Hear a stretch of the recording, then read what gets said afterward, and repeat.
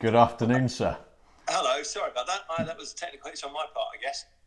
Well, you're here. You're here, which is the most important bit. I'm sorry, I didn't know which button to push. So anyway, I'm there now. Well, we've kind of actually started off on a slightly different discussion than we were going to because Aidan Kemp, who's asked another question, was asking about where do you see equipment going. So I think we start off where we probably were going to end up and look at the state of the game and courses and the pro game, and then we'll go back to you standing on medicine balls and inflatable balls and hitting drivers head height and 15 feet long. All right, If you're happy that with sounds that. good. Of course. So yeah, the start point was Got really where does the game go? And I've had a bit of a chat about the athleticism of the players and the fact that there's now such a big gulf between the pros and amateurs. But where's your direction on this matter? I know it's a fairly strong opinion. Well, yes, it is and it's not. I come from it.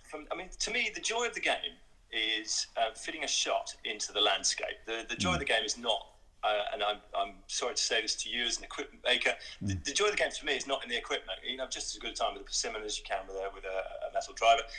The joy of the game for me is what you can do with it. And part of that is fitting the shot into the landscape, whether it's a short or a long shot. There's artistry in both, and for that to be a worthwhile exercise, the landscape has got to be good. The architecture has got to be good, and so to me, if you've got a shot and you're looking at something that encourages you to think, to make decisions, and presents you with mental problems. I mean, we've been watching the reruns of the Masters, and there's that wonderful moment where Nick Faldo is ahead by one, I think, of Greg Norman in the '96 Masters. And he's got a 5-wood or a 2-iron off a side slope at the 13th at Augusta, and it takes 5 minutes to decide. And he said, there's a great interview by Peter Kessler from America with him later, years later, and he says, it didn't sit right. I was thinking, this is mine to lose now, and those dilemmas are exactly what Jones and Mackenzie, who designed the course, wanted to create. And so the architect has designed these problems for us to solve with our artistry, or we play safe, or we play strategically, or we play cleverly. And what they wanted to do is to punish the people who didn't think. And what Mackenzie loved the old course. So what he would do is he'd put hazards in the way of nearly good shots. So hazards are, if you read his book, The Spirit of St Andrews, which to my absolute dismay, every time I go to a new golf club, I talk to the secretary about this, and I said, have you read, the work of the best work of the greatest golf course architect ever, The Spirit of St Andrews by Alison Mackenzie? And they all go, no. And I was going, well, you're in charge of a golf course, you should have read this. Well, I tried to buy it online the other day, and it was about £400. So. No, you can get a second-hand one. I bought a second-hand one for my brother for his birthday. I splashed out. But it's a wonderful book, and he talks about hazards not being for punishment. They to create interest, and that is surely what the game is about. I mean, the joy of that particular hole is the closer you get to the raised creek on the corner on the drive, the flatter your lie is. The more you bail out, the more difficult the second shot is. But also, what people don't quite realise as well is that the green sits at a diagonal. So there's that wonderful hazard by the green, and it sits at a diagonal. So what you've got to do is land the ball front left of that and feed it round on the slope. And there's an element of the risk and reward. Obviously, it's one of the great holes, and it gives one of the great moments in a round, unless, of course, they hit an 8-iron in, which was nearly actually as Mackenzie designed it. He wanted to make it a par 4 originally, and then they thought, actually, this would be better as a par 5. And what I want to see in the equipment debate, I want the powers that be to find a way to make the course play as the great architects intended. We've got all these marvellous courses from 1900 when Colt designed Rye, almost to the Great Depression, and beyond to the Second World War. Really, that golden age of course architecture. All these courses played in a certain way, and if the equipment becomes too forgiving and the ball goes too far, then all of that interest and all of that landscape is completely destroyed, and that's what I want to see. So I'm pretty strict about it as well. These are the listed buildings, if you like. Yeah. This is it's more a problem for that. I think, as I said in sort of my lead-in whilst we were waiting for the technical giant of Joe Medell to join us, but I think we were saying that it was part of it. It's 0.1% of the players that actually are almost playing the course a different. I totally agree that I think some of the decision making has been taken out of golf, in that it's you smash your driver, gouge a wedge out, you hit it as the ball's going so long, so high, you're able to stop it so easily that actually if you take Augusta, take a pin on the right of 17, do I go for it and risk going long right and have no shot left has kind of gone from that hole, which was one of the key tactical decisions to make. So it's gone from the pros game, but actually for the rest of us, if you take the average length of that an amateur hits a drive is 235 yards still. That hasn't really gone up an awful lot. So for the vast majority of golfers, the challenges the courses are still very, very relevant. But the problem is we're not seeing the flagship of our game played on those courses. The answer to that is that, of course, it's not everybody. But this matters because this is the shop window for the game. And in a similar way to, everybody remembers Philip Houssis versus Sampras at Wimbledon, where every rally was an ace. And the game nearly died as a result, and the participation dropped. Whereas normally, the week after Wimbledon, everybody's on the tennis court having a go, and you want that to be the same with golf. So when people watch the Masters or the Open Championship, what you want them to see is this incredible contest between not just the players, and this is not about the players. The players are fantastic years ago, and they're fantastic now. But I want to see what they can do. And I'll talk about the Masters reruns. You saw Watson going into the wind at 15 with a 3-wood, and making it by a yard, and then by the time Woods came along, he was in a wedge in. I know the conditions and everything, but the drama was taken away from it, and it matters because this is our entertainment, if you like. This is not, and I get it that and thank goodness, for me, age 55 now, I can play these courses, and they still maintain the challenge that they always had. They play as the designer intended, and in some ways, it's a great thing because then you see a 59-year-old Tom Watson nearly winning the Open Championship, or should have won one of the great dramas of sport that would have been, and he had a chance, I think, because of the equipment. So it's not all bad. But what I want to see is them going into those holes with the right clubs, and I don't want to see Augusta National having to spend $30 million to buy a piece of land off Augusta Country Club, because that sets a really bad precedent and bad message to clubs all around the place. And there's already enough of an Augusta effect. Let's not start on that. People always think green is good, and it's not. You want firm running conditions, because all of this strategy goes out the window without firm running conditions and interesting. And that's where the interest of the slopes comes in. If you go to Rye or Burnham and Barrow or any of these old courses, then the incredible slopes are so interesting because they're firm and you can run a ball up. There's even a podcast about it on Golf Course Architecture called Feed the Ball, as in you want to feed the ball up a slope or around the green. Great podcast that is as well. So that's what I want to see. How we get there from here, I don't know, but I do know that the RNS and the SGA have sat on this for way too long. They've ignored all the advice from all the great players and architects. And I'm lucky enough to have met a number of good architects. Mike Clayton, who's listening, I think. Tom Doak, I've had a word with. I met him on the first hole at Augusta and chased him down there and had 20 minutes with him, which was probably annoying for him, but wonderful for me. Gary Player, Martin Niebert, all these guys I've had chats with, and I've researched it quite a lot. And I think these courses need to be protected, and that's where I come from. If you love golf, then you actually do love golf courses. If you say to people, well, do you like golf course architecture? And they go, well, not really. So you say, well, have you ever been to the Masters, or do you want to go to the Masters? They'll all go, oh yeah. And what do you want to go for? You want to go for the golf course, of course, because the typical trip day there is people go, right, I'm going to walk the course, then I'm going to go shopping, then I'm going to have business lunch, and then I'll watch the Masters. And the Masters comes a bit of third.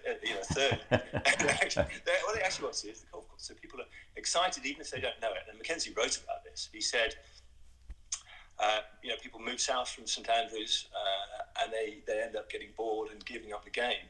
And they don't really understand why. And the reason is they're playing on a piece of land that isn't as conducive to thinking and interesting golf as where they come from. But then is that part of the problem for, I guess, new courses now, that actually all the best land's already been taken up, the best turf, the best, is the Open a great example of how golf could be played, because we've chatted about this previously, because it plays firm and fast, and therefore it gives different challenges for different player types, but it gives every player a chance, because you can feed the ball in, you can often run the ball into a green. If you can't, it often gives you a kind of a bailout within a tough up and down. But there are options. Whereas on if you take a standard, I don't watch every single US Tour event out there, because actually most of the courses play the same, the setup's the same, and it's actually become a bit dull, because Tiger, I remember watching an interview with Tiger at the Open, I can't remember when it was, but he was saying the Open is a great example of how golf should be played, because there's any number of shots you can play in any number of situations. So, whereas on US Tour, you miss a green, it's giving him a lob wedge, giving him a lob wedge, giving him a lob wedge, and that's quoting Tiger in an interview at the Open, whereas he said at the Open you can use a 3-wood, you can use an 8-iron, you can use a lob wedge, you can, but is that now so, is it the firmness of the course, one, and the turf that allows it to do it, or is it just the fact that they're just great bits of land that lend themselves to great design? Well, in the old days, of course, they could pick and choose, and when golf moved inland, it went to Huntercombe and Sunningdale Old to start with, and they always picked out the heathland. So you've got that great belt of land in London, also in Leeds, or Woodley, where Mackenzie was. All those great pieces of land were taken, and they weren't much good for agriculture. You got heathland; it's on sand, it's acidic soil, and nothing much grows there, and that's why the links land in the old days was used first. So that's ideal, and you can't ever say that sand is going to be. The clay is going to be better than sand. But if you want to build a golf course on a clay course, you're inevitably going to get soft conditions in the winter. But I do think there are things you can do about that. It firms up in the summer, so you can have transitional seasons. So spring and autumn can play slightly softer, of course, and you can have it firm and running. But what I hate to see in those courses is big banks of rough on slopes to stop the ball running off. I hate to see definition. You hear people talking about definition.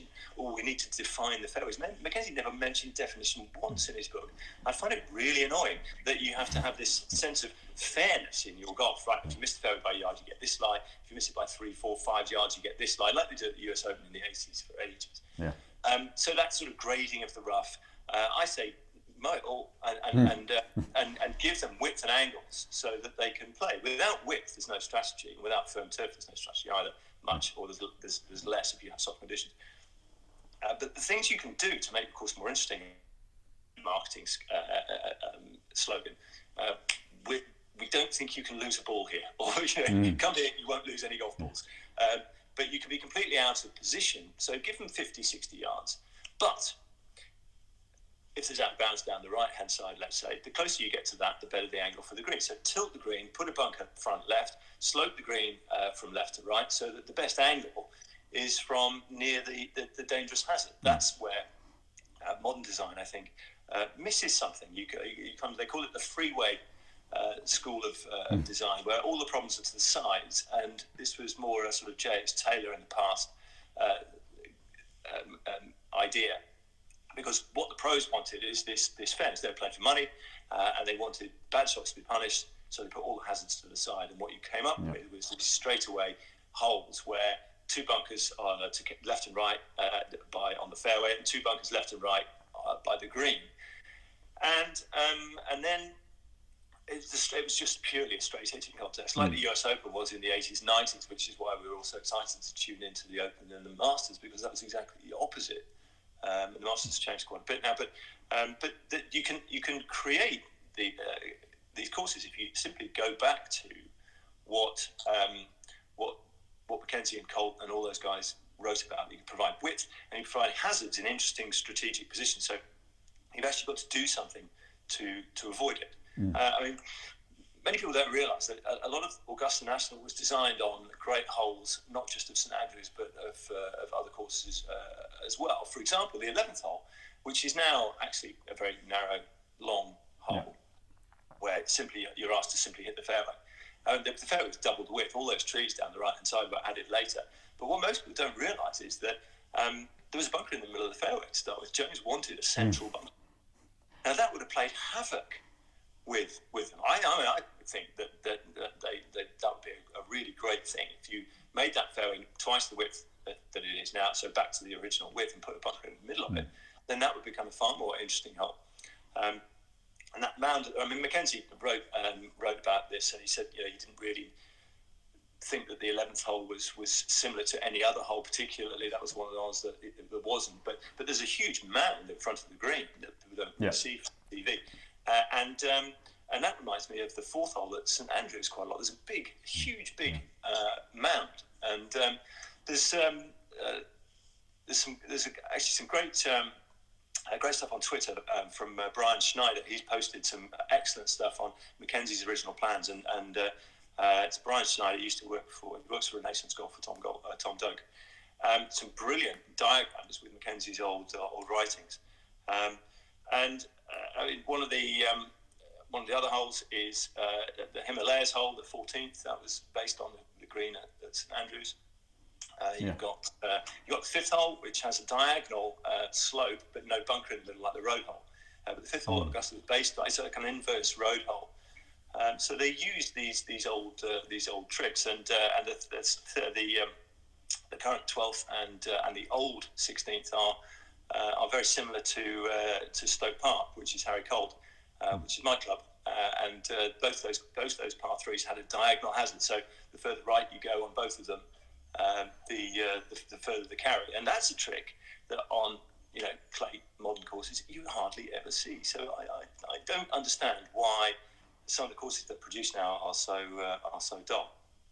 Yeah, I think as you say, the diagonal challenge is actually we're fortunate to play at some lovely courses. I'm St George's Hill as my home club, which is a Colt course, and the amount of times you're playing visual tricks that push you one way to an easier tee shot, but then a harder line in, or the amount of times I've over the 10 years or so I've played there now, I've stood on a green, looked back at the golf hole and gone, oh, that's where he wants me to play my tee shot to, rather than 30 yards further up thinking I've got less club in. It's, you say, it all goes back to having to think about the golf course. Exactly. I think there are places. There was a question earlier, just as you joined, Aidan came asked about, is a way of doing it to make courses hard, your Bethpages and your Oakmonts and things like that. Is that the answer? And I think there is a place for those courses.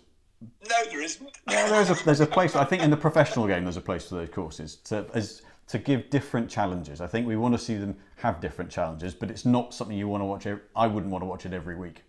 I want to come back at you on that. I thought Bethpage was a disaster, and I thought it did the absolute opposite of what it is intended to do. It was intended to negate the power hitters by making the fairways so difficult. I guess actually, which tournament is this on? That recent, the PGA when Yes. Koepka. Okay, yeah. Well, if you do that, I mean, we're talking about the setup now because it's a great old telling house course, so we're not knocking the design of it in any way, and I've not played it either, so that my knowledge of it is limited. But I'm not going to knock the design. What I will do is knock the setup, and this is the thing you get a lot on social media. As soon as you post anything about width and angles and giving people room to play, you get a barrage of, well, let's just toughen it up, make the fairways really narrow, and that plays into the very hands of the people that have already got too much benefit from the new equipment. And so first and second at Bethpage, Johnson and Koepka. So all you do is you make it even harder for example, for Matt Fitzpatrick or Jordan Spieth to play, or even Poulter. I saw Poulter miss the fairway by a yard or something. He was in a semi. He had a rescue in. It went through the green by a yard, and he had no line for a chip. Yeah. Took 5, and he simply can't play. I mean, I got fed up with watching Jordan Spieth hack a hybrid out the rough, and then have a wedge in. And all the greens were surrounded by rough as well. I thought that was a particularly joyless setup, and it doesn't allow people to play the game. And I mean, I'll give you. I know Mike Clayton is listening. He always comes back with, well, what kind of player do we want to succeed? Do we want a one-dimensional player to succeed, or do we want an artist? And there's a great story of Mackenzie watching Hagen play the 17th, and he played a particular shot that ran up and hooked around the bunker, and he went, I'm going to watch this guy because and the guy that won at St Andrews, which Mackenzie revered, and Royal Melbourne, which he built or designed, he never saw it, and Augusta, which he never saw either, actually. Mackenzie built both of those, or designed both of those, and Seve won at all 3 of them. So what kind of player do you want? And you nailed it, actually. You see it easy out on the driving, play a hard second, which was what Seve often did. Like he won at the Open at 84, which we'll talk about later, because that was where I got my first job in golf. Anyway, he played a 6 from the left-hand rough.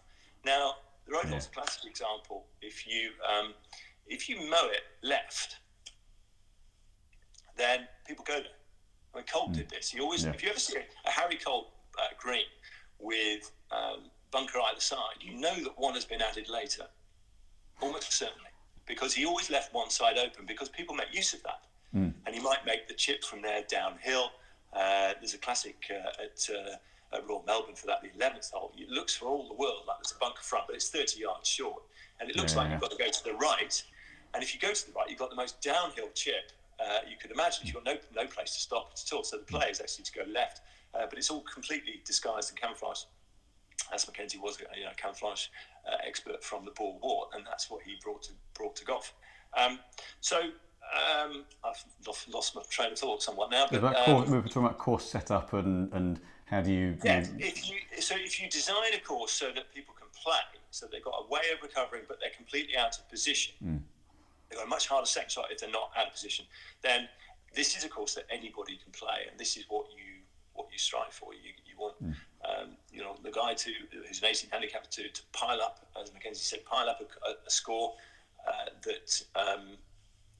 but still enjoy the day and still enjoy his round. And yet you want the good player to go, crikey, I shot 70 today or 72 today, and you know what? That was a pretty good score. There was a lovely quote from Jeff Ogilvy, who's a great thinking golfer. I think he was Open champion.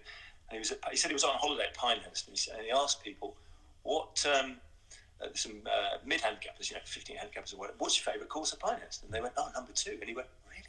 That's so hard. And then he looked at it through their eyes, and what they did was what Don Ross wanted them to do, play to the wide area, pitch it up, putt it up, chip it onto the green, make an easy bogey, and yet it was a devastatingly difficult par 4 for the pros. Really hard to get close to those greens, and everything threw it off because it's tabletop greens. So that's the kind of thing in design that you are looking for, I think, and to make it so that any idiot can make a course that nobody can play. True. Yeah, just toughening it up, massive rough, narrow fairways. Makes it less interesting and joyless is the word. But I think that's what as a golfing public. I think we're at that point now where what do we want to watch? What do we want the game to be at the top level? Actually, there's I was listening to Mike Mike Clayton, he's got a regular podcast he does, which I had a listen to a few bits, and it's saying the game is absolutely brilliant. It's fabulous. Yeah, it's a great sort of three-way. The one was a great three-way chinwag about the state of the game. I think it was fabulous, and I think it's saying what do we actually, what makes compelling viewing? What actually makes us? What's going to be interesting to watch? Actually seeing, as you say, rather than the Bethpage setup was one where it was just so one-dimensional that if they hit the fairway, great, you've got a shot. If you miss the fairway, you've got nothing. And I think that's why Augusta's always been such a because the players can be creative, have to be creative. You're seeing lots of different shot types. One will play one low, one will play one high. One will take a tight line. If you take the tight line, it comes off, you're massively rewarded. You got a shot at eagle on a par 5. It's not that kind of. It's not dictated to you how you have to play, exactly. but you can choose how much risk you want to take. And I think that's what makes for interesting watching, because that's why that back nine at Augusta is so good on us. Well, and hopefully in November it still will be, but it's so good to watch, because there's the opportunity for someone to really make a low score by taking it on, but by taking it on then they risk absolute disaster, and it's on a knife edge. Well, that's the point. The stage is creating the drama, and that's what a great golf course does. It's just as expensive to build a really imaginative, clever golf course as it is to design a really bad one. And the information is all out there as well, and it's not hard to set up a course so that people enjoy it. I've got a great group. I've got my Saturday clinic group, and I know some of them are watching. And we've been doing it for sort of 4 or 5 years. Every other Saturday we have a group lesson, and we've been doing some away days. And we went to a course in Wales, and one of them, we played 2 links courses, and I'm not going to name them because that would be unfair. But one of them had thick rough everywhere, and it was a brilliant golf course, but it was really difficult. Yeah. And the other one had you couldn't lose a ball. It was wide open, but interesting slopes and not penal in any way, but fantastically interesting. But a much easier game, and the guys really enjoyed that much more. But the other course was great, and it wasn't like it was bad or anything. But the clubhouse at the easy course was full. You could hardly get a start time, and there was nobody in the other course. Yeah. Actually, one of the most fun courses I've ever played is one of my absolute favourites is Royal West Norfolk, Brancaster. Yes. As you say, you've got a fairway almost as wide as St Andrews 1st and 18th to tee off to, and you've always got, because it's a 9 holes out, 9 holes back. You've always got a side of the golf course you can bail out on. It's, to anyone who's not played it, it's one of the quirkiest courses you'll play because it's tidal. So you can play the 8th and the 9th with the tide in, and it's almost sort of island fairways and sort of sleepers in front of the green and across. Or when the tide's out, you can get away with hitting it somewhere you really shouldn't get away with hitting it. But it's just such a fun course because it allows you to play golf. Which might sound like an odd statement, but it allows you to play golf. I think that's. Oh, well, I think that's it's not a crazy statement at all. I think that's exactly the point. You don't want it. I mean, everybody knows how golf is. Why do we design courses to do something that we all know is impossible? We all know it's impossible to hit the ball straight every single time. So if you wanted to reduce golf to a straight hitting contest, then you'd make the fairways even narrower, and you'd go and give points, and you'd go and play top golf, wouldn't you? Which is fine. Well, that's all right, because you can hit it in another target and get points. Different experience. But it's not strategic in any way. It's like, okay, this is the shot. Can you hit it? So I hate dictatorial designs. And who wants to spend? I mean, the older you get, the more boring it is to spend a load of time looking for golf balls. And I think also the R&A, unwittingly perhaps, in trying to speed up play, have made this actually necessary with the 3-minute looking for a ball rule. Because you can't now have chewy rough 5 yards from the fairway, because people have only got, it's not equitable. People have only got 3 minutes now to look for it. And that goes really quickly. And so actually, nobody's really mentioned this now. I've never seen it written about. So in that sense, an original thought. Who would have thought?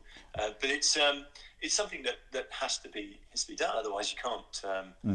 People can't get around. They have to constantly walking back, and then the whole idea of speeding up play is negated. I was going to say, the harder the course is, the longer it takes to play. And one of the things one of the biggest moans that we all hear in any clubhouse anywhere around the country or the world probably is the speed of play.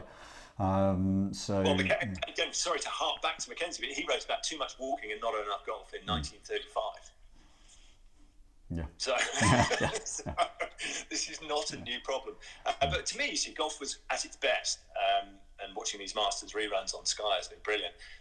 Tournament golf was really special. The exam was at the best. I mean, the players were magnificent, and they are now, and it's not about that. So please don't confuse what I'm saying with having a go at the players. That's not it at all. Tournament golf in the 80s and 90s was magnificent, and all these fantastic players all played in different styles, and the test, the exam, was pretty perfect. You had them going in with, I mean, everybody knows the whole Augusta, so it's appropriate to talk about those. They were going in with the right club for the design, and then for ages the test got out of whack. The equipment got out of whack with the test, and then it became less interesting. And hopefully, with the new regime at the RNA, they're going to have a look at that and find a way to get it back to that, because then it works, doesn't it? Well, it does seem like the noise is louder than it's ever been about this now. I think you're hearing Tiger. I mean, Jack's been talking about it for ages. Hearing Tiger, Faldo, Jack, Gary Player, even sort of the current players. And the current players are less likely to speak out because they're being paid quite a lot by the equipment manufacturers.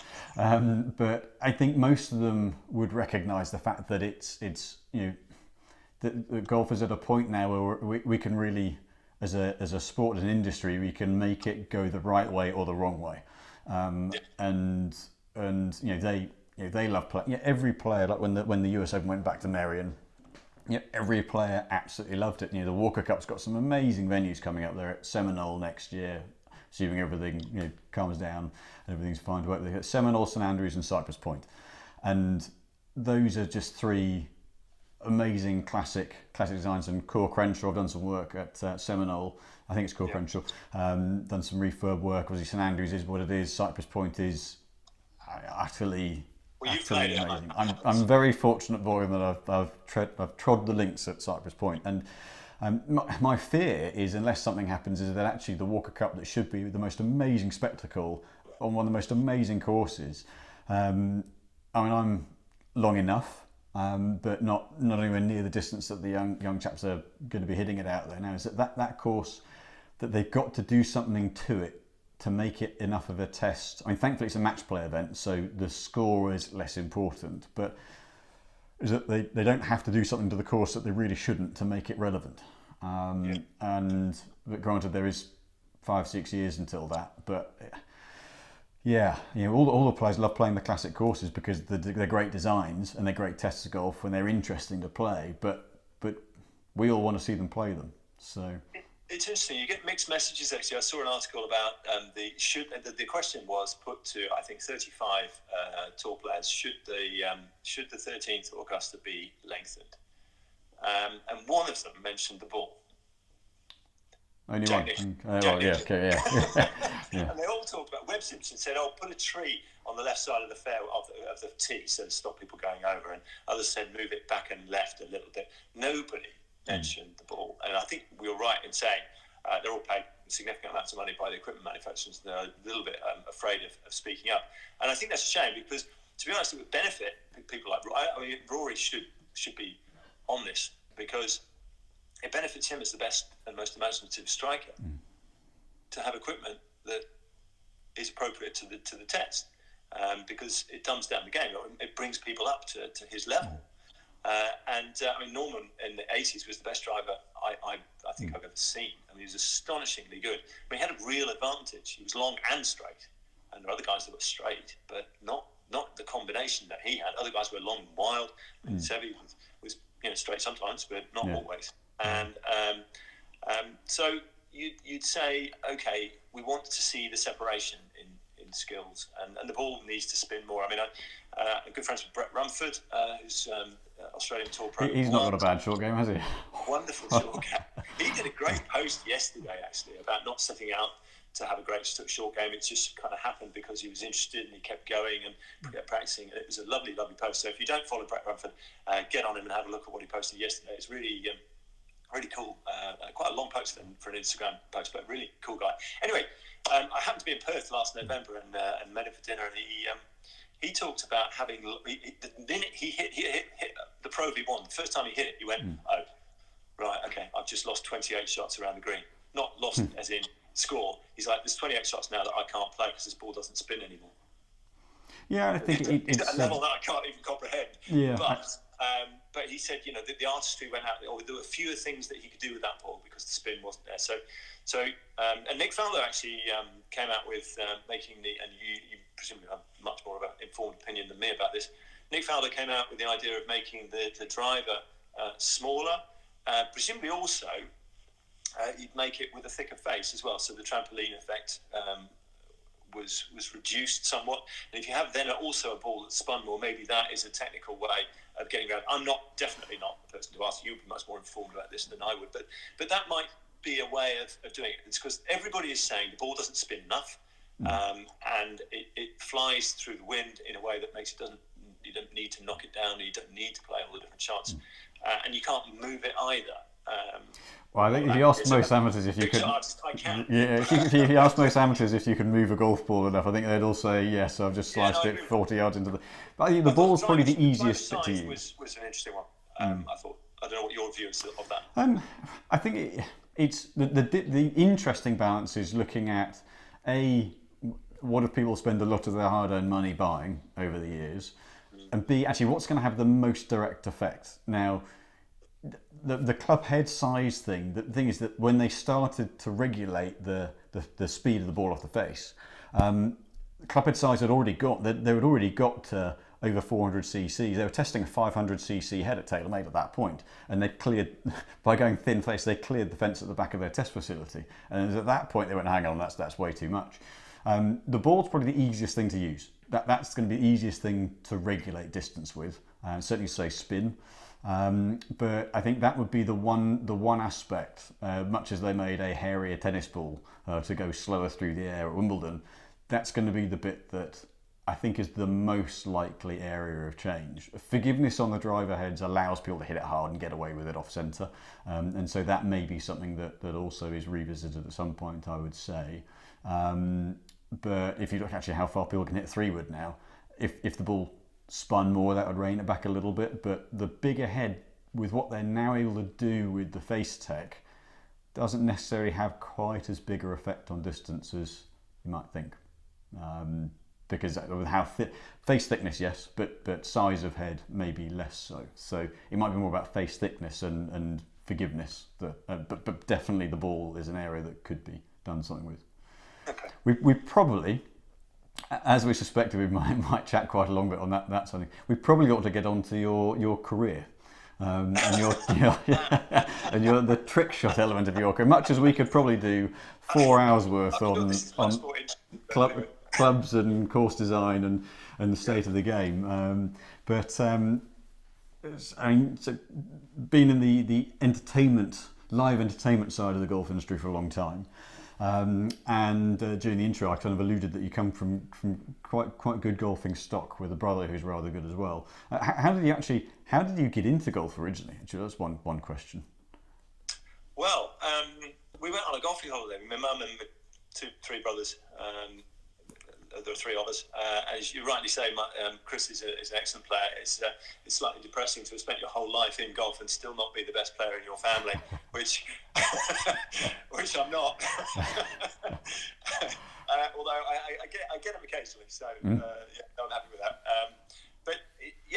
Golf is anybody who works in golf is actually in the entertainment business, and the minute you realise that, the sooner the better that you realise that, because what you want is to transfer your joy of the game and to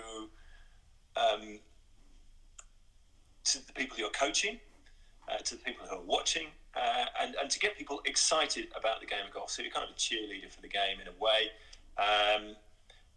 But I mean, my first job in golf was as caddy at the Open Championship. And I caddied for a guy called John Garner, who had a massive influence on my life. He was a great guy. And we met him on a golfing holiday. My mum took us up to Kenmore in Scotland, Lochte. We went on a 3D golfing holiday. And he was one of the pros. And I got chatting to him and offered to caddy for him during the summer holidays. And he went, oh, yeah, all right. So he took me to Beaconsfield Pro-Am, and then we went to another couple of Pro-Ams, and he went, right, I'm going to have a go at the Open. Do you want to come? Yes, great. And I was this 19-year-old, and he showed me how to play, and I still look at what he did. He was the shortest hitter on the field, and he hit 3-wood everywhere, and he just hit it A to B, chipped, putted. And he had a great little thing that I never forget, and I've always tried to do this with my pupils. Yeah, you go one shape of shot, so you try and eliminate for most people the shot that goes to the right, because that's where. So you give them a good short game, and you can make them good from 4 feet. And actually, at any level, that is a formula that really works. So I based my whole teaching about what I saw at St Andrews, but it's a wonderful experience. I've still never played the old course. Have you not? No, even though Brothers never the RNA, I still haven't done it. You definitely need to enjoy the lunch there as well. It's a great experience. And on day 3 we were at the driving range, and in those days the driving range was miles away from the first tee, so we had to get this courtesy car, and there's a knock on the window. Gary Player. Mm. Pretty good, yeah? So anyway, he says, and I thought he was going to throw us out the car, but he didn't. He said, John, I'm teeing off in front of you. Can I come with you? My clubs have already gone.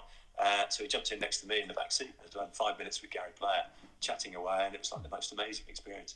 And so this was just a magical week. John made the last day, and then after I finished university, he phoned me up and said, I've got a job teaching golf. I'm the head coach to the Icelandic national golf team. They want somebody to go out and coach them. You're the man to do it, I think. Do you want to go for a summer and see if you like it? And so I did okay. And then I came back, and I went to Holland. And there was a girl there that he knew, Marianne de Boer, and she was head pro at the Amsterdam Golf Club. So I had this choice. Do I want to be a market research graduate trainee assistant in London, or do I want to be the assistant pro at the Amsterdam Golf Club? And it took me a while, but I got there in the end. My mum said, no, you've got to do it. And I was like, oh, no, I don't feel like I'm good enough. It was a big deal in those days to pro. And from there, I went to another club in The Hague where things started to happen, actually. I met a pro, John Woof, and he had a nice model. You see, people think that if you're a golf professional, then, you just stick on your red trousers, wave at the crowd, hit a few big drives, and everything's hunky-dory. But actually, quite difficult to make a 45-year career out of golf. And if you play, for a year or two, great. But even then, you're still going to have to do other stuff. And the guy at this club, at the Rijswijkse Golf Club, fantastic experience that was. John Wolf, he had a great model. He was a good player, so he'd win the odd tournament in Holland, and he'd play in the KLM Open each year. He filled his lesson book. He did a show, which is the first one I'd ever seen. And he had some sponsors. He ran some away days for the members, and he's still on TV. He's like the Ewan Murray of Dutch TV now. He had a great business model. So I thought, right, I'm going to copy that. I'm going to try and be a good player if I can. Try and be a good coach if I can. And I knew that was going to be okay. And then I wonder if I could do a show. So I could do kind of the stuff that he could do, and he taught me how to do the sort of Edward Scissorhands. There's a club in each hand and a row of balls. And people have probably seen that now on social media a lot, but back then it was quite a big deal to be able to do that. And so I learned that, and then I thought, right, I'm still not able to do anything that he can't do. And at that moment, I gave a lesson to a left-hander. And my good friend Michael Unsworth, who was watching, he says to me that he used to watch me when I was playing left. I actually gave a lesson to a left-hander, and the guy who turned up wasn't sure whether he was left or right-handed at all. And he turned up that day with his left-handed clubs, and I borrowed his club and tried it. And Michael watched me for 2 years do this switch from right to left-handed. So I'm one of the few. To cut a long story short, I did pursue it. I nearly gave up after a year and a half. I shot 75 in a pro event after 2 years.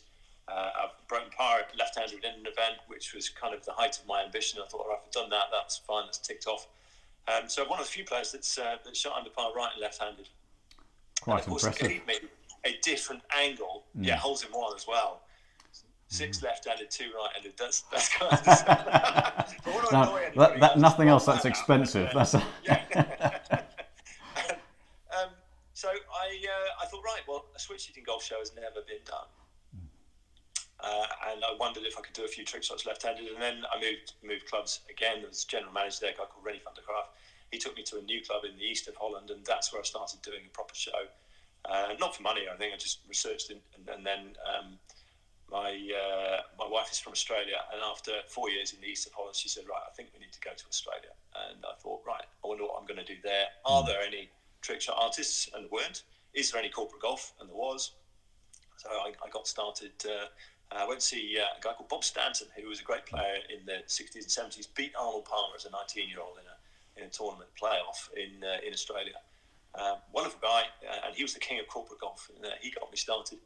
I did half Australia, half England for a while, and then settled on the UK. So I've been entertaining golfers at corporate days, charity days, club centenaries, you name it. I've done birthday parties as well. In fact, I'll tee up anywhere. I'm not proud. Well, assuming our golf day goes ahead, you'll be doing our golf day as well. So exactly. And one of the things that I've found is that people love to laugh and they love to be entertained and they love to see the flight of the ball going where it should at great speed.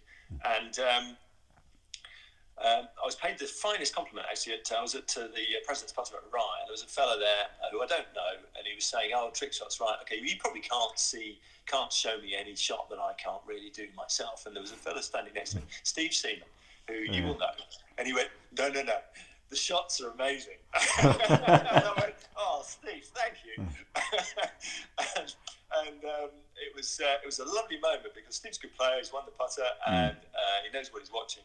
And for him to say that was just a lovely thing. So it's taken me all around the world, and I've got this natural gift for it. Really, it's all I can say. It's not something that I can really understand. I was going to say, were you always, when you were junior growing up playing, were you always, trying to emulate shots Sevi had hit, or were you always sort of fiddling around with the type of shots you get rather than sort of standing there trying to drill a swing in? Were you the opposite of just kind of playing around with ball flight? I had to, because I hit it all over the place, Simon. I hit it all over the place. I never missed a 3-footer, and I could chip and putt.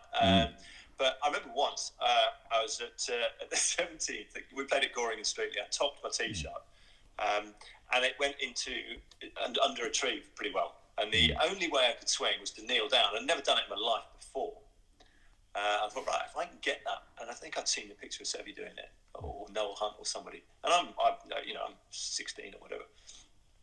Anyway, this shot came off like a rocket, straight down the middle.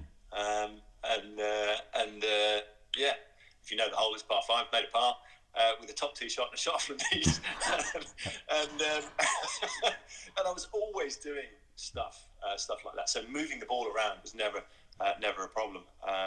So I could do all of that.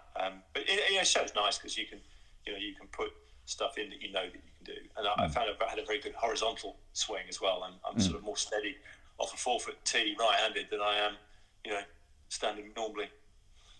Yeah, so if I try and swing on my knees, I'm going to catch the ground about 2 foot behind the ball, which says something about my technique.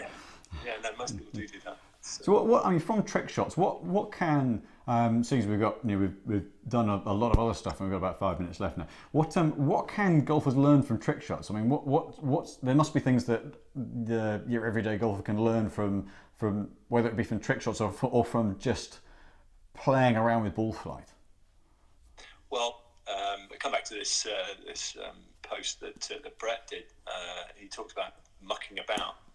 And there's a great coach, Kendall McWade and Stephen Orr, they do instinctive golf, they call it. And they say that every tour player that they talk to uses the same word. They talk about mucking about as a kid. They never had a lesson. They just mucked about and tried stuff.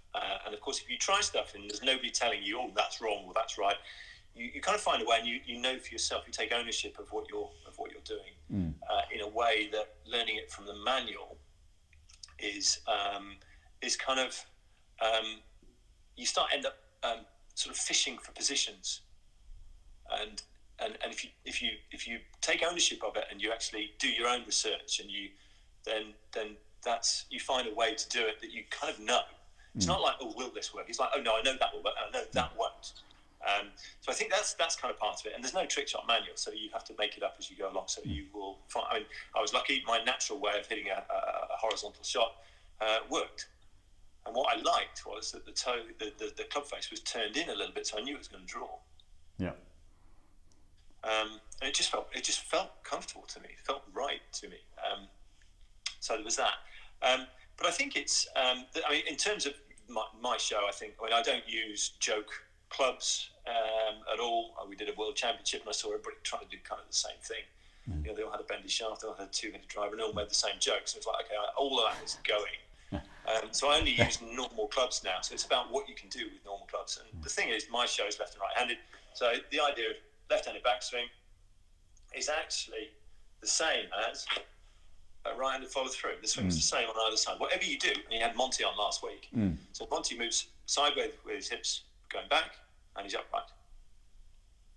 So what does he do on the follow-through? He goes sideways back, and he's upright again. Yeah. So the swing's the same. And Matt Kuchar, flat back, flat through.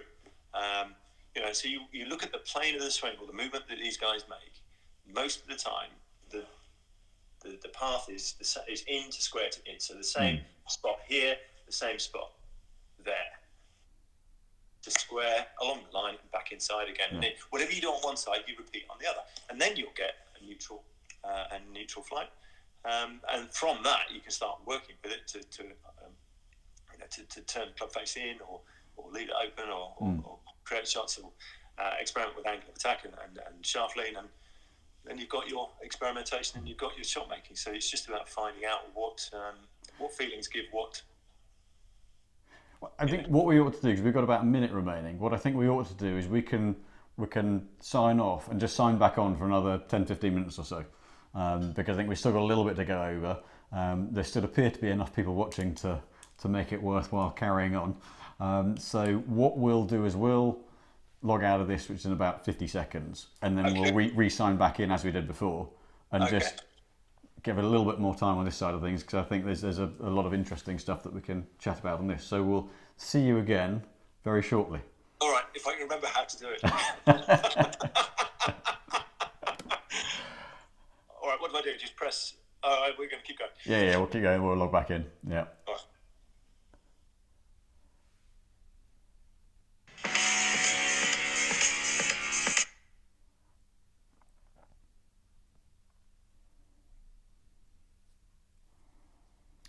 So, anyone who's stayed with us, thank you very much for staying with us. We'll hopefully be able to find Jeremy a bit quicker than we did last time round. So, let's see, that's one coming back in. So I figured, because we'd only just got onto the trick shot side of things and that aspect, I think there's quite a lot more to go over with this. There is Jeremy there. So we shall continue conversation from where we left off. Should be any moment now. Thank you again to everyone who's logged back in. There we go. There we go. That works a lot better than Perfect. Although I have to say, you had 5 minutes on your own. It's not normally a problem, is it? No, it's fair to say I'm quite used to standing talking gibberish in front of random people. So yeah, it's which someone described me as loquacious once, which I wasn't sure was a compliment or not, but I'll take it as one. Yeah, take it as a compliment. Yeah. So I think going back onto the kind of the trick side of things and what you can learn from. I guess the one thing that from a technology standpoint, things like all the TrackMan, the measurement devices, techniques, that's all been great in terms of giving data to what goes on. But actually the one thing that I sometimes wonder is whether the art of playing golf has been lost because people are swinging to numbers. And so my interpretation of the ability to work out trick shots and what you and I had to do 30 years ago, 25 years ago on the practice ground shaping shots was actually learning back then it was what feel created what result. Which now you'd go, right, what swing numbers create what result, but ultimately it's the same thing. But you had to learn how to do things rather than. I sometimes wonder whether golfers learn to swing to good numbers, but haven't actually worked out how to play golf. So I think that would be. I would kind of link in what you were saying about developing the feel and developing the shots and taking ownership of it as partly as that as well. Yeah, that's interesting. I'm actually I've never had a TrackMan because I've never done quite enough coaching to warrant the cost. But I've never found it necessary actually to have one either. and I've always thought of myself as being sort of the next best thing. Not exactly a human TrackMan, but you can kind of see off the flight of the ball what happened, and then you kind of choose something during in the swing. Well, I think what it does, it gives you something tangible. I think that's not from a user. What I think is good, I think TrackMan is fantastic because it doesn't tell you how to do it. No, yeah. It's simply information, just like the ball flight, and it's the same. You can't really tell with the naked eye what the actual angle of attack was and what the actual shaft lean was. You can maybe see it, it's going too low, so the shaft's de-lofting and all of that, or it's going too high, so it's the opposite. But actually, I think TrackMan's great if you use it in the right way. And I was talking to Chris and my brother about this, and he's got one. And he finds it really useful. He's a bit of a numbers man anyway. And I'm a bit of my dad always used to say, Jeremy plays golf like an artist and Chris plays golf like an accountant. So it's very depressing. Just 3s and 4s and maybe the odd 2. Binary. No, I think TrackMan's a fantastic thing. And it's different from other devices because it actually gives you information about what's going on. So I would never knock TrackMan. I don't have to use it that much, and the results that I get coaching are fine as well. And what I love to do, I put together. I went against the kind of overly technical teaching because it didn't do me any good, and I don't see it doing other people much good either. And about 20 years ago, I put together what I call a scoring school, which was all about the number of shots that you needed to be able to play the game. So you start by, you ask somebody, how many different types of shot do you need? And they'll be 3 or 4, and you go, well, really? Let's name them. We've got short putt and a long putt, and they're different because, short putt's a question of line and length and nerve and green reading, whereas a long putt is simply speed, really. As long as you don't have a mad read or an insane green, then usually it's about that. You've got chip and putt, short pitch, long pitch, bunker shot, plug line, fairway bunker, short irons, middle irons, long irons, fairway woods, wet turf, firm turf. You've got a low punch shot, which is the same as a 50-yard shot, with one of these sort of what I call an L swing, a horizontal left lead on. So you've got to, if you give people a toolkit of shots, you tell them how to do it, then they've got an armory of things that for whatever situation comes up. So the shot from deep rough, and you find people have. So we've named about 15 different shots, just haven't we? So if you gave you an hour to practice and you spent 5 minutes on each one of them, you'd be a better player than if you were just trying to hit a position or fish for a position that you could maybe get right or not. So I think that's much more interesting, especially for people who've not got much time. And the way I generally go about it, I say, right, let's have a look at your pitching and chipping and see if that's any good. Because if you can't do that, then why are we here? You've got to be able to chip and pitch. And I think the one of the great books actually, certainly for the stats, not necessarily for the technique, which is by today's modern standards a bit limited sometimes. But the Davey Short Game Bible, I thought, was an absolutely brilliant book. Because it talks to people about how to control distances and the percentage error, and also the stats on a short putt. You say, well, half the 7-footers on tour these days are missed. So what's your 50% distance? Not yours, but generally, it'd be about 4 or 5 feet. So you haven't seen me play. Mine's about 2 foot. What are the shots that are going to get you closer enough that you've got a chance of a one putt? Inside that 10-foot circle, you've got a chance. Outside of it, you probably haven't. So you're always back to miss if they're 10 feet away. Because from 10 feet, 35% is world class. So you back anybody to miss from 10 feet.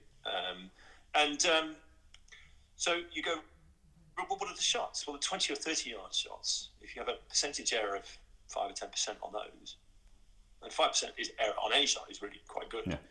So 10%, any shot better than 10% error, so from 150 yards, 15 yards from the hole, anything better than that for an amateur golfer is usually all right. So from 20 or 30 yards, you've got a chance of getting yourself to one putt range. So let's put those right first. Then we'll make you good from 3 or 4 feet, and your handicap will come down. Because you'll chip and putt for bogey, and the guy that's hit the green and hit it to 40 feet will 3-putt. And suddenly you're in the game. You're actually quite difficult to play against. And then, of course, if you do knock it up on a par 5 and chip it close, then you've got a chance. So that's kind of back to the one shape of shot. You eliminate the shot that goes to the right, you give them a good short game, and you make them good from 3 or 4 feet. That's a great little formula. So that's the kind of coaching that I think works really well in a practical way for most people. And the biggest joy in coaching to me is to take somebody who will shoot 95 and get them to break 80. Yeah, which is percentage improvement huge. Then they know they played proper golf. They scored something. Which Rory on a bad day can shoot 78, and I've shot 78 as well. It's kind of, there's something really nice about that, and that's the kind of coaching that I really, really like. But what you find is the lower you go, you find a 5 handicapper, and you'll find that he's got exactly the same problems. He's just slightly more skilled, but he's got exactly the same things. In fact, the better the striker, sometimes the more problematic the short game is, because a good driver will stand behind the ball with his head behind it, and he'll think that every shot has to be played that way. Well, of course, there's one thing for sure: if you try and chip like that, you're going to hit the ground first. So actually, it's a lot of it is just arranging yourself so that the centre of your swing, this point here, Paul Runyon called it the suspension point. Paul Runyon, great short game artist. I've got one of his books from the 1930s. He talks about the suspension point, moving it forwards for a chip and moving it back for a drive, and all of that stuff is just really, really simple. And people become quite skilled quite quickly. So to me, that's the joy of it. And if TrackMan is part of that, then that's fine. We've got a TrackMan at Stoke Park where I coach. I joined that on March the 1st as a teacher pro. Perfect timing. It's lockdown. Haven't actually given a lesson at Stoke Park yet. But if anybody's listening and they'd like a lesson on any of the stuff, then they'd be more than welcome. Yes, and I think it's a lot of it with the tools that we've got now to analyse the game. They are tools to analyse it rather than, as you say, what we don't want to get into. I mean, golf got in the sort of probably 90s in particular, there was Ledbetter and Harmon, and those were your two ways of swing. That was your way of playing golf, and it got to that point where it seemed like everyone was trying to play the same form of golf. And I think whereas now the equipment, the measuring tools like the TrackMan units, the Foresights, the GC Quads, all those, that they've given lots of golfers the tools to be able to work on their game and analyse their game. But I think we still have a lot of players who play the game differently now. I think it's gone back to almost allowing you to swing within reason your own way, as long as you manage the impact position and general organise your swing well. I think there was a period, certainly mid-late 90s, where it was going towards everyone playing the same form of golf, whereas now you've got Bubba, you've got Rory, you've got Dustin, you've got some Luke Donald, Poulter, Westwood. They've all got different, Spieth. They've all got different swings, and they all manage their games differently, but using the same tools. I think we're in a better place from that point of view than we've been for a long time. I think that there's much in that. There's a couple of points on that. I spoke to Dennis Pugh once about this, and I said, well, isn't it amazing how all the American swings are so varied? You've got Bubba up here. You've got Kuchar down here. You've got Johnson with a big shut face. Koepka now as well, and many more of those players. And it's the same as in the old days where you had Trevino, and you had Tom Watson and Nicklaus, and and Faldo was completely different, and Norman too, and they really did look different. And you're right, you have a very similar thing now. I think the Ledbetter guys have become more. Somebody's just said Matt Wolf. Yes, that's an interesting one as well. That's like Ledbetter's A swing. I think the two things about Ledbetter he's much more flexible, I think, than people think. And there are two things that are non-negotiable. To me, there are big differences between principles and preferences. And the preferences are the things that everybody notices. They're the things like Matt Wolf. He's got his arms loop up. But David Ledbetter talks about you've got to have a good pivot. So your body's got to be in the right spot, certainly coming down, and you've got to have a good grip for the flight that you're trying to create, or an appropriate grip for you. And there are boundaries. You've got Paul Azinger, who's another player from the 80s, massive strong grip, fairly flat swing, and Yeah, so you have that now, and I think what people have done is revisited where a square club face actually is. So you're much more likely to see much more closed face now than you were in the 80s and 90s, according to that perfect swing model, which I think is a good thing. But I love the variety, and you're right. The swings from the Americans, I was just talking about Dennis Pugh, he said, well, the swings from Americans are so individual because once they get to college, their college coach needs them to win. He hasn't got time for a remodel. And they've not been through like a county training program like they might have done in the UK, or a national training in places like I've been to, like Holland and other European countries. Whereas, in Holland, if you show any promise, you're picked up pretty quickly by the Golf Federation and given quite technical training. So the swings look a lot more uniform. Whereas in America, I would imagine that doesn't happen quite so much. You get to college and you have to perform because you need to make the team. So they leave the swings alone scoring and teach them how to play. Exactly. So, with coaching, it's difficult because you just don't want to do anybody any harm. So if you see a guy, one of the great things is you've got to know what is a preference and what is a principle. And if somebody's got a quirk in their swing, then do you leave it or do you not? And I'm a great one for leaving it, to be honest. I generally insist that they get to first parallel in a nice position with the club face tilted, and after that they can kind of do what they like, really. If it's a bit weird, right, if it's hurting them, okay, well, maybe we'll talk about changing it, but I'm more inclined to let the swing kind of go a little bit, but be much more prescriptive about short game, because if you get your club out of position there, you've got less time to get it right. I guess Jim Furyk's the perfect example of it, isn't it? You think if someone had got their hands on Furyk and said, right, we're going to make you orthodox, I mean, yes, he's very quirky, but his club face is online for as long, if not longer, than pretty much anyone else on tour through the ball, which doesn't make him long, but it makes him incredibly accurate and repeating. His dad was, even if it looks like the ox was falling out of a tree. His father was a club professional, and to me that makes him a genius in the game because he never touched it. Yeah. And but I posted actually a month ago or so a picture of Jim at first parallel, and he stands very close to the balls because he's got a very upright swing. But his club face is absolutely parallel with the club face tilted at first checkpoint, which is kind of that first parallel thing. After that, it goes up and it goes in. And he doesn't use his wrists so much to set the club; he uses his arms to get it up. Yeah. So the arms go way up and fine. But yeah, you're right. Coming down, there's nobody square. He's also such a ridiculously good bunker player as well. He's not really. He's a classic, isn't he? He keeps it straight. He's got a great short game and great putting. And yes, what a player he's been. So it's it's almost remarkable. He nearly won the Players' Championship a couple of years back, where you've got a guy who's basically Champions Tour age, meant to be past it. Not, I guess Sawgrass is one of those. You go back to what we were chatting about earlier. It's one of those not long courses that the hazards and things allow the shorter hitters to come back into it. Yeah, you can play intelligently around there. By the looks of it on TV, again, I admit to not having been there, but there's a question of nerve at the end as well. And Jim was hard as nails. I mean, hold a putt for 10 million quid, so, or 5 million quid as it was then, won the FedEx. So, he's a great example of leave well alone. And there are many. I mean, Justin Johnson, you wouldn't go, this is the way to do it, boys, would you? Well, I can't get my wrist into that position. I think literally it would snap.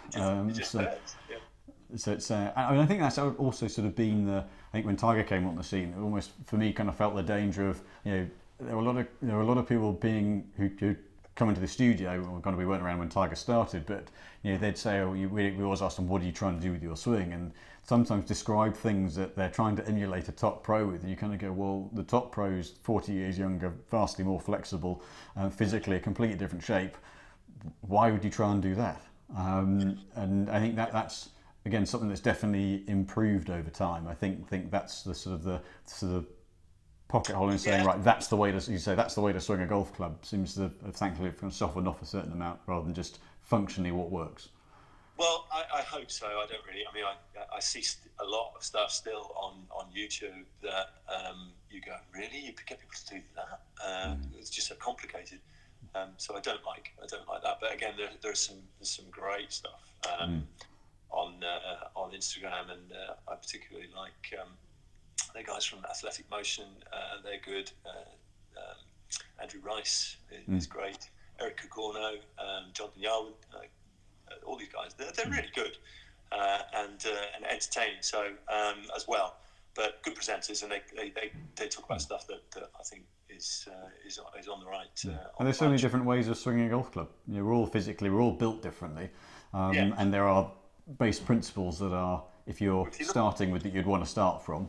Don't look at the preferences. The top of the backswing arm position, for example, is a massive preference. Even grip can be a preference. Strong or weak or whatever. You get guys who've done really well with a weak grip. Actually, you don't really. You get one that I can think of, or maybe two. Bobby Locke had a weak grip, and a love bowl. And strangely, Locke hit a huge draw. So, and then you've got guys who fade it with a really strong grip. So there's those things are slightly counterintuitive. So if you understand that if you've got a strong grip, you don't want to be in to out, and that's what helped Johnson. Butch did a great job with him because he couldn't get a wedge to go the right distance for ages. He had that blow up at Pebble Beach and at Whistling Straits as well. So if you get a guy like that to fade it, then that's better for his tee shots because he can't hook it, but it's way better for his short game because his low point is then beyond the ball, which obviously you need to have. So it's much more appropriate, and that's why Trevino hit fade, and the guys with a strong grip, John Rahm again, the same thing, hits a little bit across, maybe not much, but a bit, and they're certainly not into out with that kind of grip. Well, Dustin at Sandwich at the Open when Darren won on the 14th.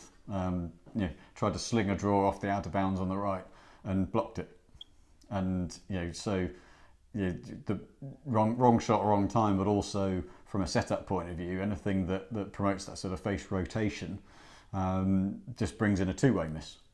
So. Yes, exactly. You can't have a two-way miss. You've got one shepherd shot. That's what you want. And with a guy with a strong grip, he'll probably be a fader eventually. So who is your favourite player? Who are your kind of your favourite players growing up? Who are your kind of the people you wanted to emulate? Well, I always liked probably a better Watson. phrase. I liked Watson, how he conducted himself, and I loved the aggressiveness of his swings. Again, talked earlier about watching the Masters reruns, and he was amazing to watch. The fluency, and you think what the equipment was that they were using at that time. I thought he's great. Certainly you liked for the entertainment value and for the short game and for the imagination, and also because he was so charismatic. And I also liked the sort of I liked watching Nick Faldo for the rhythm and also for the sheer bloody mindedness of the man. And there are people that don't like him who played on the tour at that time, but I've met him a few times and he's been delightful. I did a corporate day with him in France. I'll never forget it. He was interested. He had a go. He could do it. And then I bumped into him in Germany at a tournament. I was doing a show there, and he instantly stopped, had a chat, and recognised me. And I thought, well, this isn't the guy that some say he is, and obviously he's reinvented himself. I just think he's very shy, a sort of shy guy, a bit socially, not awkward exactly, but just defensive, I guess, at that time. And that was just his way, and he got misinterpreted a bit. But I still like to watch him. I like watching Norman off the tee in the same way that I liked watching Woods off the tee in the early days. I'm not a big fan of Woods. Nobody's ever really played golf like that. But no, I would say Seve, Watson and Faldo and maybe Norman as well. That was each way. If those guys were playing in the tournament, you'd turn it on and go, great, this is worth watching. I remember watching my first sort of live tournament I went to was the European Open at Sunningdale in '92, and watching Faldo hit a one iron off the fifth tee on the old course. This thing just fizzed, that's the sound of it fizzing off, and that you can't do it now unless you've hit a rotter of a shot, but the low, sort of slightly rising ball flat, fabulous. And of course that was an absolute pomp. I mean, he was my golfing idol growing up. I started watching right in the sweet spot of his career, and as you say, watching all the reruns, you kind of see, when you think the guy went through complete swing rebuild, and as you say, the sheer bloody mindedness and determination to re-groove a very different movement pattern in, and for it to stand up under pressure. Everybody was very negative about that as well at the time. I mean, they used to call better. They used to call lead poison, or David won't get better, and there was a lot of negativity. Or why are you changing your swing? And you look now at his impact position back then. I saw a picture of it recently on social media. His hips are in completely the wrong spot for a top player, really. And within 2 years he'd done it, and it was interesting to hear him talk about it. And he said, it was mad to do it the way we did it in the public eye, in tournaments, trying to make a score. And people thought it was mad, and you never ever imagined that he'd win a major championship when he started. Well, he talks about the Ryder Cup in '85, I think, at Belfry, where obviously Europe won, Torrance on the arms up, and he said they all were out celebrating on the roof, and I think he stayed inside because he didn't feel he contributed anything because he'd played like a drain. He hadn't wanted to play, and so you go from that to then from 1987 through 96. To being Britain's greatest golfer of modern times. I mean, only Harry Harden has won more major championships than Nick, and he did it in a way that was single-minded. He made other people collapse. You look at the number of tournaments that you'd say, people handed that to him. Scott Hoke missed a short putt. John Cook took 3 from the edge when he shouldn't have done. Raymond Floyd hit it in the water, but he made them play. He made them make those mistakes. I thought he was, and Norman as well, of course, the most famous one in '96. He put them under so much pressure that they were the ones that crumbled. He kept throwing pars at them. Asing as well. Look at all his, in fact, 18. He's never had except for St Andrews, he never had a massive cushy lead that he could.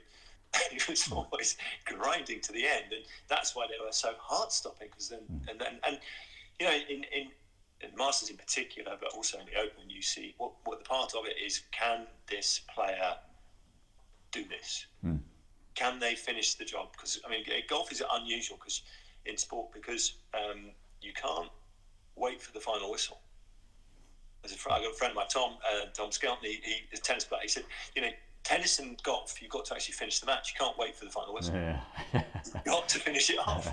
And I was watching the Open recently from 1970 when Doug Sanders missed that putt. And the commentary from Henry Longhurst was like, he was saying, well, this isn't over. This isn't over. Oh, who would want to be the man that 3-putted to not win the Open? And some players are just can do that and finish it off. Raymond Floyd, can do that. You'd say, and Nick Faldo can. And there are other guys that didn't do it under the gun, and that's part of the entertainment for us. And we're back to the beginning now, aren't we? If the stage provides the excitement to do it.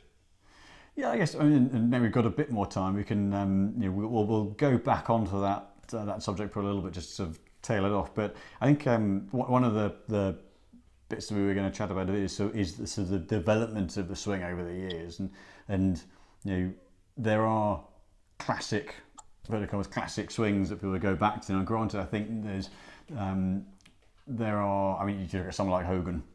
He's probably in my eyes the one swing that most people will go to and say, right, that is just, it still stands up in many respects to modern day swing scrutiny and in principles, although there are some differences now because of the equipment that he's using and the way the course is set up. But what would you say? What makes whose are the swings? Obviously, say Hogan apart, because his sort of his name almost doesn't need mentioning in that situation.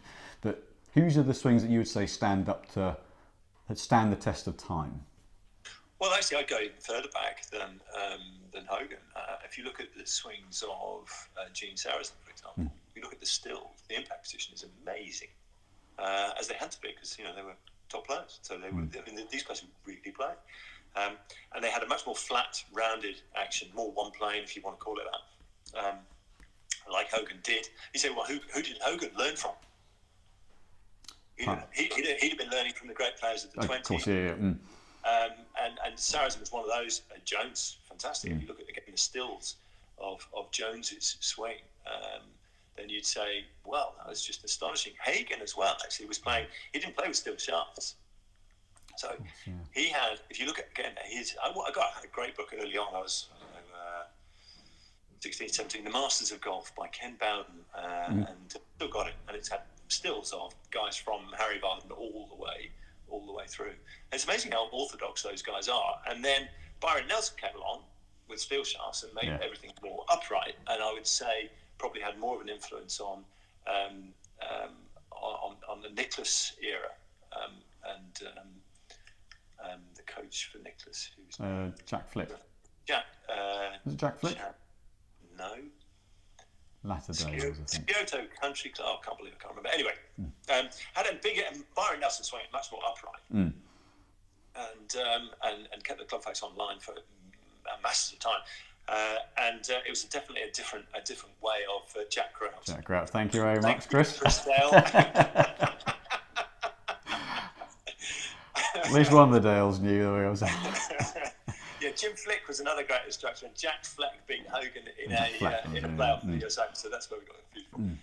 Anyway, you and don't forget Sneed as well. I mean, these are, but they're all more one-plane swings, and they've come back into fashion now.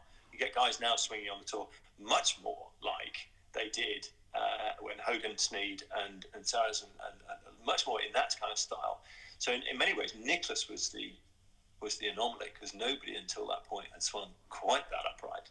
And it's still a swing that when I look at it, I can't put my head in that. You know how sometimes you can put your head in some swings and they make sense. I still don't see how I can use Nicklaus's swing. There was a bit of footage of him recently. It was just amazed that it was from literally sort of straight down on top of from vertically above his head, and just whilst his lower body has a lot of movement, his head didn't move a millimetre. Which you'd look at his action and think, well, there's got to be some movement around, but it was absolutely rock solid.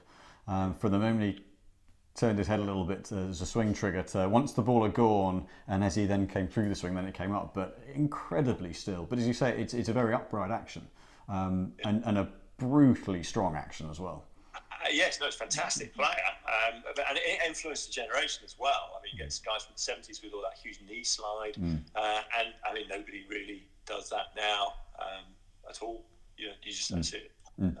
So in a way, they've kind of gone back to the classic swings of the 40s and 50s more than they've been influenced by the upright swing of Nicklaus. One of the interesting things, I think, is that short games have really developed, and they've had to, because green speeds have increased so much.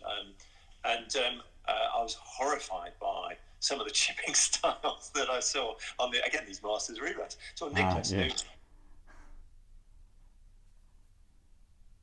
heard that Nicklaus had a really poor chipping technique, but I'd never really seen any evidence of it. And there was a shot of him by the fifth hole in some year or other, with his ball back and his hands so far forward, and then he duffed the chip to about 15 feet and hold the putt, so he could kind of work around it. But that's what I think one of the reasons why he was such a great tactician, because you go, right, I don't want to leave myself any chips. Did a clinic with Monty actually years ago now, 15 years ago maybe, and he said, well, if you ever see me 30 yards from the green, you know I've made a mistake. He obviously didn't like that shot particularly. And had the skill to kind of avoid it. And you talk about Nicklaus being a great manager of his game. His great strengths were long putts like Woods, and missing in the right place. Look, where's the trouble? Right, we don't go there. Where do we go? And that's a great mindset actually for amateur golfers to take on board. It's like sometimes just look at the trouble first. It's the order of thoughts. Look at the trouble first and go, right, you can't go, oh, I'm just going to ignore the water, or I'm just going to ignore it. You can't go, no, there's the problem. Right, I've got to find a way. So you've got water in front of a green, for example. I always tell my guys, take a yardage on the back edge, because they've all got these GPS things with front, middle, back, and they never look at the back edge as a worthwhile yardage. But if you've got 5 yards over the green, it's still fine. Then take the back edge yardage, and then you can miss it by 20 yards and still clear the water. Nicklaus would do that kind of thing. Especially on par fives, he'd make easy birdies because he would play, and he knew his long putting would sort him out. So I think one of the things that stood out for me was how chipping styles have improved. Yes. Pitching to precise distances has definitely improved. They've definitely got better at that. And of course, the one guy that really probably changed that more than anybody was Davey, because he was definitely didn't have his hands miles forwards like everybody else did. He wants a chip. You'd see all these old school chipping where the ball hardly gets in the air, and then you're playing at Augusta where the slope's running away from you. No wonder it finishes 10 feet past. Well, yeah, so the ball was back foot, and there was a handsy kind of leggy handsy trap on top of it just to scoot it forward. Exactly. But was that partly because the greens were so slow back then that actually the forward momentum was needed? Yeah, they could get away with it, of course. And the lies wouldn't have been quite so good either. So definitely that's been something that's really changed. But that's been something that's really improved. I don't think necessarily with the same equipment now. And if you put somebody like Sam Snead up against I don't know, somebody like Matt Kuchar, you go, well, Snead will strike it just as well, or pick a great striker. Brooks Koepka would he be really longer than Arnold Palmer in his prime? I wouldn't have thought so. They're both a bit about the same. But in terms of art craft around the green, I think things have really moved on from that era. So based on the fact we've been going a good while now, what we will do is we'll just tail it back around. There's actually a question asked earlier on by I'm trying to remember who actually asked it, but it said what would we do as us sort of jointly, the two of us, was what would we do with the game now? What would we do to generate for interest and playing, to get people playing the game now? Because he said obviously with after the lockdown and things, the clubs will be a need to get people in and get people on the golf course. And what should be done with the game to draw people into the game now? That is a fantastic question, and we're going to need another hour, I think. Yeah, it's true. Well, I have a particular slant on this, and I kind of got it. I knew it anyway. I learned very early on from John Garner that we're in the entertainment business, because he said, get them hooking. If you can't get them hooking, get them laughing. And he would always have a friendly word at St Andrews when we were in the Open Championship, and he would talk to the crowd in a way that, I just thought, that's just really nice. And then golf shows allow you to do that. So, number one, you're in the entertainment business. So, you've got to make everything that you do in the club, you've got to make it about entertainment. I mean, obviously, give great service and all this stuff. But that's just the start. You've got to make your golf course entertaining. We've talked at length about how to do that. You mow all the rough. You tell them, here's a golf. Give a free golf ball to everybody who buys a green fee and goes, I bet you can't lose that. Or give them a free beer at the end of the round and get them into the bar. So you go, okay, well, we've got to make the course entertaining. We're going to not have thick rough by the greens. We're going to use the slopes that we've got so that the ball runs away. We're going to firm up the surfaces, widen the fairways, and make it enjoyable. Sometimes we're going to have funky pin positions with a forward tee. We're going to vary the setup a little bit. We're going to use our imagination and hire in, maybe not even an architect. I mean, I'm always doing this when I go to golf clubs, going, all right, to talk to the secretary about, what do you do here? And most of the time, architects talk about mowing lines and trees. So, for example, most courses have way too many trees on them, and trees grow at 3% a year. If you do nothing for 25 years, you've got 25 years of 3% compound interest on your trees. And they encroach into the playing area. You've got to strip that away. It's better for the turf. It's also better for the game.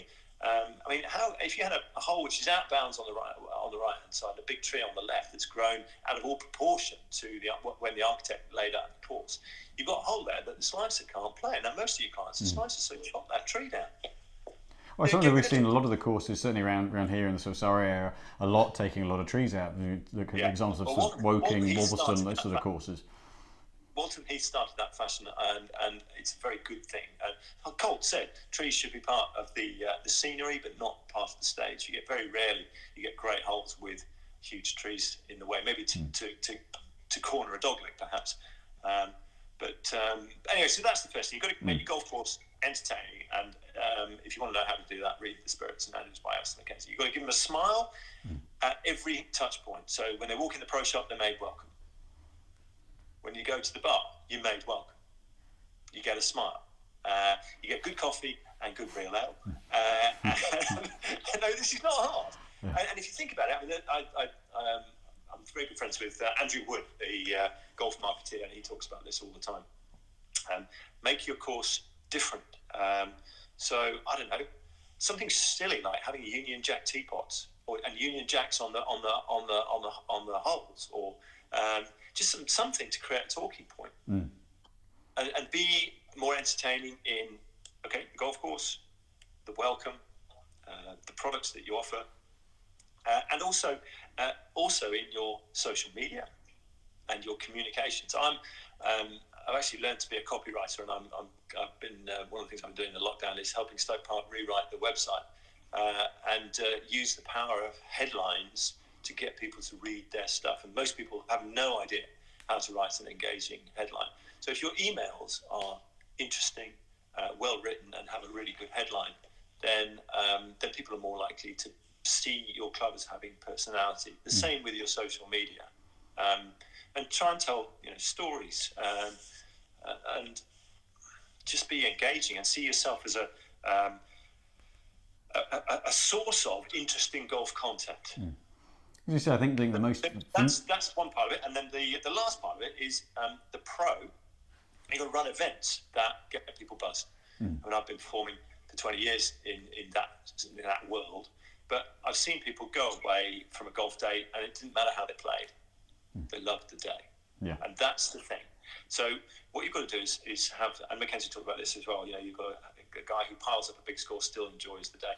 So the pro should be the best public speaker he could possibly be. Sending him on a public speaking course. Every time there's an opportunity to deliver a prize giving, he does it.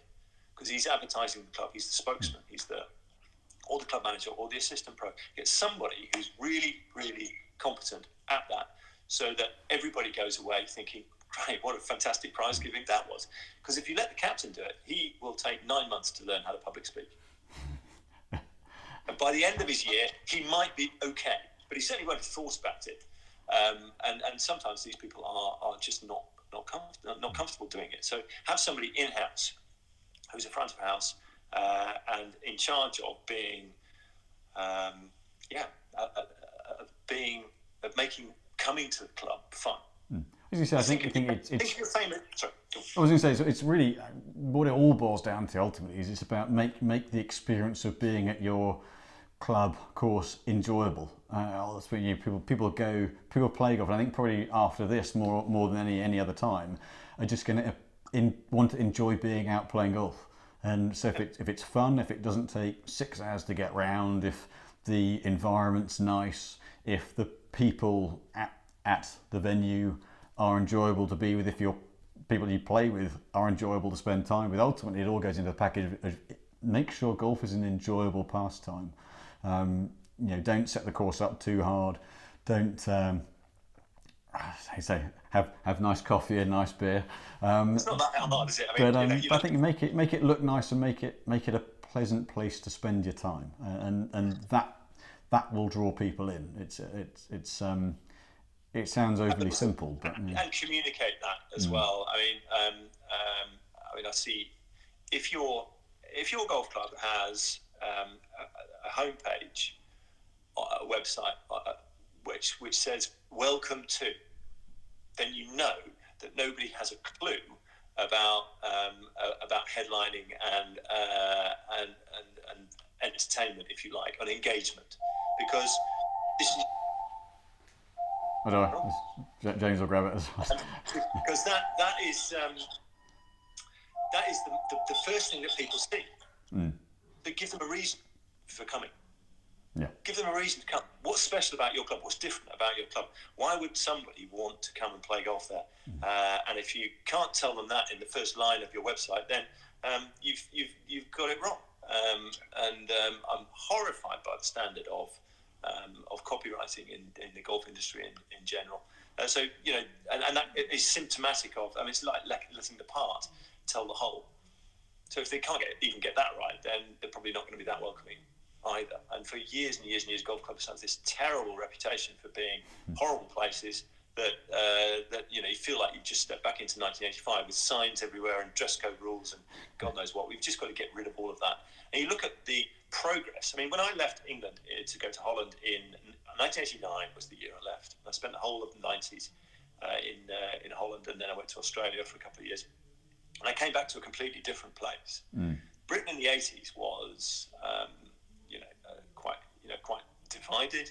We got the Falklands, we got football hooliganism, we got all kinds of social issues, miners' strikes, and you couldn't get a decent cup of coffee anywhere. In fact, I never drank coffee. I always drank tea, and you walk into golf clubs and you would not be made welcome. Yeah. And the furniture would be like your great grandmother's. And the atmosphere would be completely austere to somebody walking in. You want the exact opposite of that. I think somebody's going to make a fortune at redesigning clubhouses and making them like cafe. And you look at the cafe culture. I mean, Starbucks and the Seattle Coffee Company didn't exist when I left the UK. I got to Holland and every clubhouse was cool and they had great coffee. And it was like, yeah, you want to play golf? Yeah, okay, off you go. Great. And they were really calm about it. There was no kind of there was no stiffness, over militaristic aggressiveness from the hierarchy above.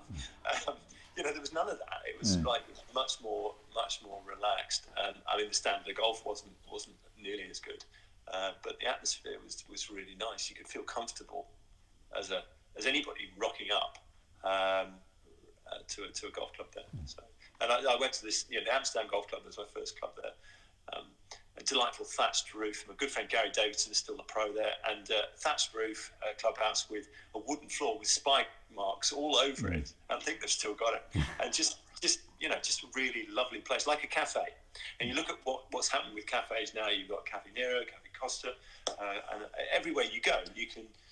The standard in that industry has just gone through the roof, and our golf clubs haven't followed suit at all. So anyway, that's what I would do. Does that?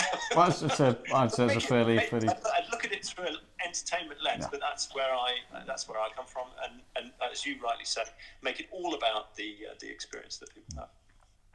Well, I must say thank you very much indeed for all your time. It's been great fun. I knew that we would blow miles beyond the hour mark because we always do whenever we sit and chat about anything. We do. So I want to say thank you again for joining us. I want to thank everyone who's joined and watched today, and particularly everyone who's logged back in to watch the second instalment. It's been fabulous having some time in your company. It's been lovely, and also thank you for the great service you've given me at Precision Golf. We did the first ever Happy Gilmore club fitting, if you remember. We did, yes. and I thought it made me realise how skillful you were at your job when I said, I want to hit one shot with this right-handed club. It's from my sponsor. I don't quite like it. I'm leaking them off to the right. And you said, oh, right, let me have a look. So I hit one. You went, oh, right, I see exactly what you mean. Try this. And the next shot was striked on the TrackMan. So I thought, right, this guy really knows what he's doing. So it's a good job they got enough space for the run-up as well. And thank you very much for having me. It's been a real pleasure. Yeah, it's been great fun. And so thanks for everyone for tuning in. And have a good rest of the week. And thanks for joining us.